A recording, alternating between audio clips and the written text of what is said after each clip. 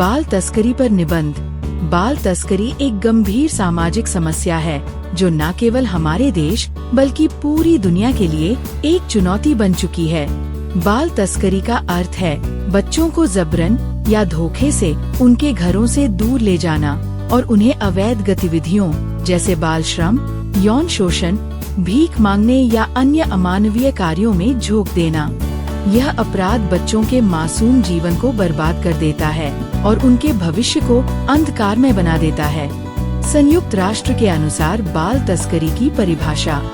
संयुक्त राष्ट्र बाल तस्करी को एक गंभीर अपराध और मानवाधिकारों का उल्लंघन मानता है। संयुक्त राष्ट्र के अनुसार बाल तस्करी बच्चों को उनकी सहमति के बिना या धोखे से शोषण के उद्देश्य से ले जाने, बेचने या खरीदने का अमानवीय कृत्य है। ये समस्या गरीबी, अशिक्षा, सामाजिक असमानता और कमजोर कानून व्यवस्था के कारण अधिक फैलती है। संयुक्त राष्ट्र का कहना है कि हर बच्चे का अधिकार है कि वह सुरक्षित, शिक्षित और सम्मानजनक जीवन जिए। इसीलिए संयुक्त राष्ट्र के विभिन्न संगठनों जैसे यूनिसेफ और United Nations office on drugs and crime ने बाल तस्करी के खिलाफ सख्त कदम उठाने और इसे खत्म करने के लिए कई प्रयास किए हैं। भारत में बाल तस्करी की समस्या। भारत में बाल तस्करी की समस्या बहुत व्यापक है। गरीबी, अशिक्षा, बेरोजगारी और सामाजिक असमानता इस समस्या के मुख्य कारण हैं। गरीब परिवारों को अक्सर बेहतर रोजगार और बच्चों की शिक्षा का लालच देकर धोखा दिया जाता है। बाल तस्करी का बच्चों के जीवन पर बहुत बुरा प्रभाव पड़ता है। उनका शारीरिक, मानसिक और भावनात्मक शोषण किया जाता है। ऐसे बच्चे शिक्षा, स्वास्थ्य और एक सुरक्षित बचपन से वंचित हो जाते हैं।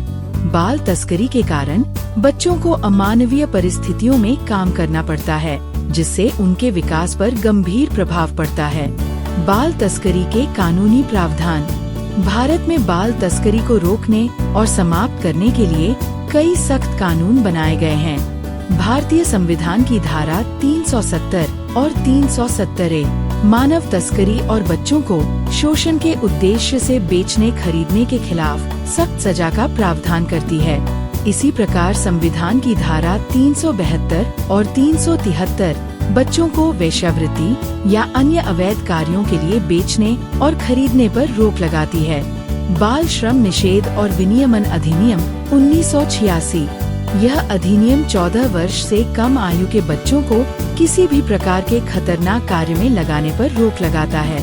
इस अधिनियम का उद्देश्य बाल श्रम को रोकना और बच्चों के अधिकारों की रक्षा करना है। पॉक्सो अधिनियम 2012। यह अधिनियम बच्चों के यौन शोषण से जुड़े अपराधों के लिए कठोर दंड का प्रावधान करता है। इसका उद्देश्य 18 वर्ष से कम उम्र के बच्चों को यौन अपराधों से सुरक्षा प्रदान करना है। बंधुआ मजदूरी उन्मूलन अधिनियम 1976। यह अधिनियम भारत में बंधुआ मजदूरी की प्रथा को समाप्त करने के लिए बनाया गया एक कानून है। इस अधिनियम ने सभी बंधुआ मजदूरों को बंधन से मुक्त कर दिया और उनके ऋणों को समाप्त कर दिया। साथ ही इस प्रथा को एक दंडनीय अपराध बना दिया।